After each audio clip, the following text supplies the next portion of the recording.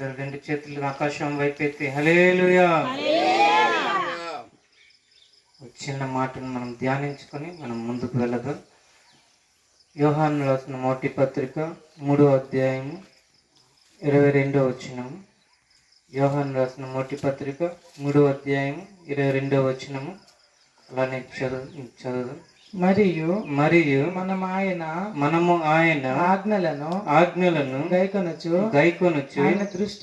ఆయన దృష్టికి ఇష్టమైనవి చేయుచున్నాము గనుక మనమేమి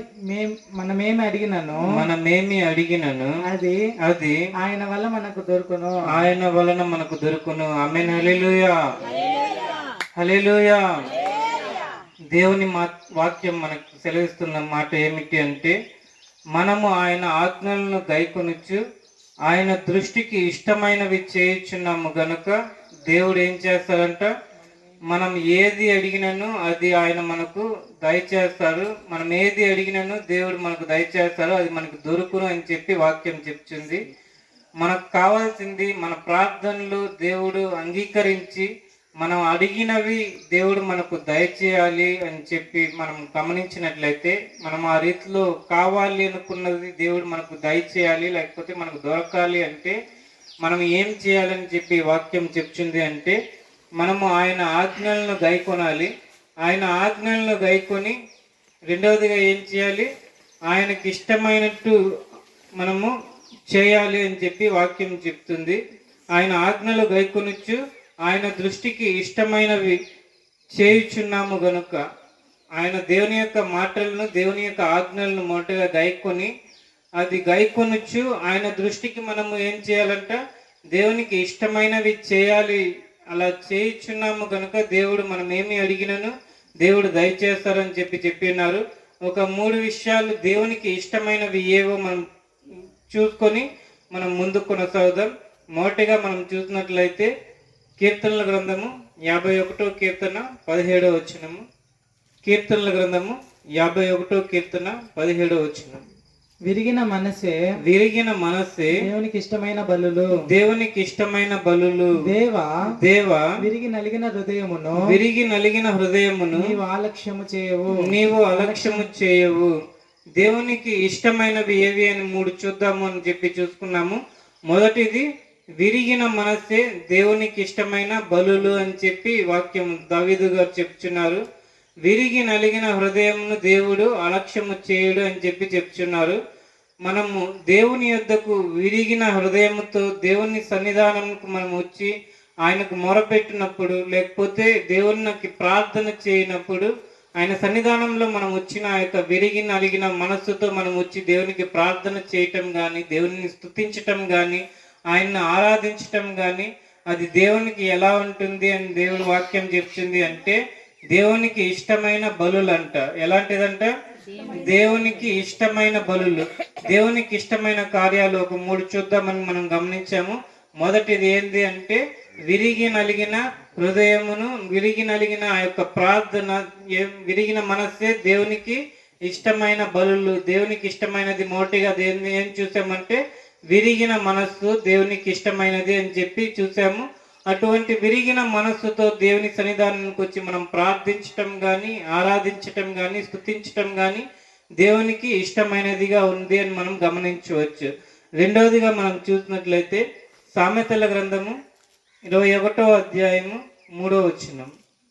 సామెతల గ్రంథము 21వ అధ్యాయము 3వ వచనం. నీతి న్యాయములను అనుసరించి నడుచుకొనుట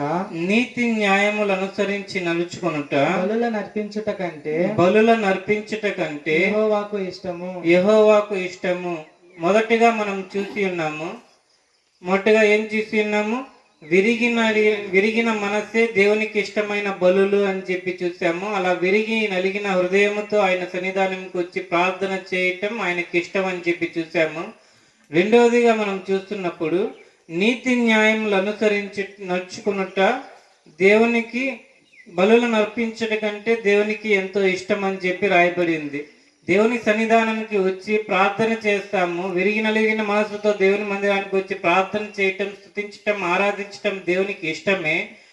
బలులు అర్పించుట కంటే దేవునికి ఇంకా ఏమి ఇష్టం అంటే మనం నీతి న్యాయములను అనుసరించి నడుచుకోవటం దేవునికి ఇంకనూ ఎంతో ఇష్టం అని చెప్పి రాయబడి ఉంది.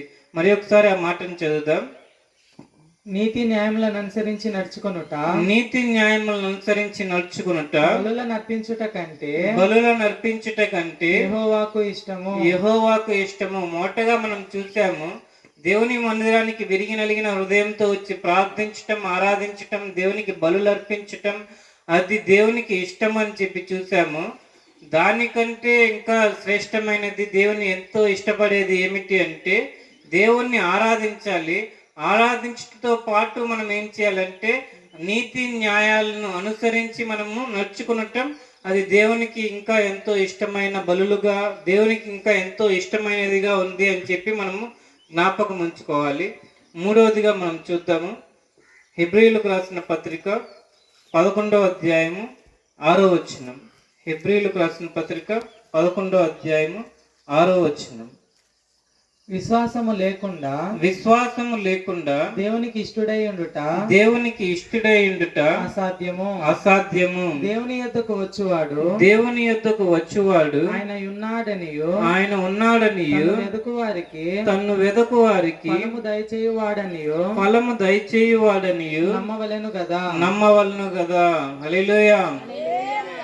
మూడవదిగా మనం గమనించినట్లయితే విశ్వాసము లేకుండా దేవునికి ఇష్టలై ఉండుట అసాధ్యం అంట. మూడవదిగా మనం దేవునికి ఇష్టలై ఉండాలి, దేవునికి ఇష్టమైన కార్యం చేయాలి అంటే మూడవదిగా మనం కలిగి ఉండాల్సిన విషయం ఏమిటి అంటే విశ్వాసం. ఏమిటి మూడవది? విశ్వాసము. విశ్వాసము లేకుండా దేవునికి ఇష్టలై ఉండుట అసాధ్యము గనుక విశ్వాసము కలిగి మనం దేవునికి ఇష్టలై ఉండవచ్చు. అటువంటి విశ్వాసంను మనం కలిగినట్లయితే, విశ్వాసంతో మనం దేవుని సన్నిధానానికి వచ్చినట్లయితే దేవుడు ఖచ్చితంగా మన మొరలు ఆలకిస్తాడు అని చెప్పి రాయబడి ఉంది. అక్కడ మనం చూసినప్పుడు దేవుని యొద్దకు విశ్వాసం కలిగి వచ్చేవాడు ఆయన ఉన్నాడనియు తన్ను వెదకు వారికి ఆయన ఫలము దయచేయువాడనియు మనం నమ్మవలను కదా. మనం విశ్వాసంతో దేవుని యొద్దకు వచ్చి ప్రార్థన చేసినప్పుడు దేవుని మందిరంలో ఉన్నాడని కానీ అన్ని నమ్మి రావాలి. అలా నమ్మి వచ్చిన మనం చేసే ప్రార్థనను దేవుడు ఆలకించి ఆ రీతిలో జరిగిస్తాడు అని చెప్పి మనకేం కలిగి ఉండాలంటే విశ్వాసం కలిగి మనము ప్రార్థన చేసే వారంగా ఉండాలి. 3 విషయాలు చూసాము. ఏమేమిటి? మొదటగా విరిగిన అలిగిన హృదయంను దేవుడు అలక్ష్యం చేయుడు, విరిగిన మనస్సే ఆయనకి ఇష్టమైన బలులు అని చెప్పి చూసాము. విరిగిన అలిగిన హృదయంతో దేవుని మందిరానికి వచ్చి మనం ప్రార్థన చేయటం, ఆరాధించటం, దేవునికి స్తుతులు అర్పించటం అది దేవునికి ఇష్టమైన బలులుగా ఉంది. రెండవదిగా మనం చూసినప్పుడు విరిగి నలిగిన హృదయంతో మనం దేవుణ్ణి ఆరాధించటం, దేవుణ్ణి ప్రార్థించటం, బలులు అర్పించట కంటే ఇంకా శ్రేష్టమైనది ఏమిటి అంటే మన జీవితాల్లో మనం నీతి న్యాయములను అనుసరించి నడవటం దేవునికి ఇష్టమైనవిగా ఉంది. మూడవదిగా మనం చూసినప్పుడు దేవునికి ఇష్టమైనది ఏమిటి అని మనం గమనించినట్లయితే ఆయనకు విశ్వాసం కలిగి ఆయన యందు విశ్వాసం ఉంచి నడుచుకున్నట. అలా నడుచుకుంటే మాత్రమే కాదు, ఆయన యుద్ధకు వచ్చి ఆయన యుద్ధ మనం అడిగినవి దేవుడు దయచేస్తాడని మనం నమ్మినట్లయితే, విశ్వాసం కలిగి ఉన్నట్లయితే అది దేవునికి ఇష్టమైనవిగా ఉంది.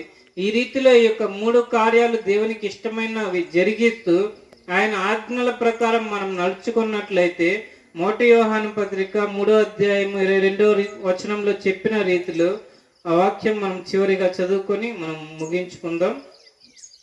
1 యోహాను పత్రిక 3వ అధ్యాయము 22వ వచనము. 3 విషయాలు చూసాము దేవునికి ఇష్టమైనవి ఏవి అని చెప్పి. ఆయన విరిగి నలిగిన హృదయంతో ఆయన యుద్ధకు వచ్చి ఆయన ప్రార్థించటం, ఆరాధించటం ఆయన దేవునికి ఇష్టమైన బలులు. రెండవదిగా మనం చూసినప్పుడు నీతి న్యాయం అనుసరించి నడుచుకునటం దేవునికి ఇష్టమైనది. మూడవదిగా మనం చూసినప్పుడు విశ్వాసము కలిగి ఉండటం దేవునికి ఇష్టమైనది అని చెప్పి చూసాము. ఇక్కడ మనం దేవుని యందు ఈ 3 కార్యాలు దేవునికి ఇష్టానుసారమైన కార్యాలు జరిగిస్తూ 3వ అధ్యాయం 22వ వచనము. మరియు ఆయన ఆజ్ఞలు గైకొనొచ్చు ఆయన దృష్టికి ఇష్టమైనవి చేయుచున్నాము గనుక దేవుని ఆజ్ఞలను గైకొనొచ్చు.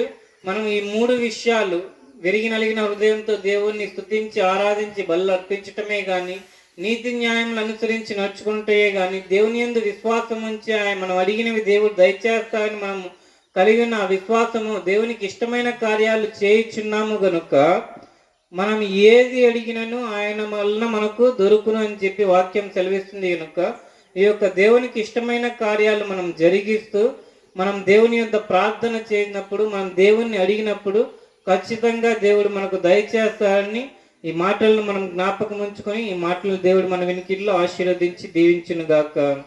ఆమేన్. హల్లెలూయా.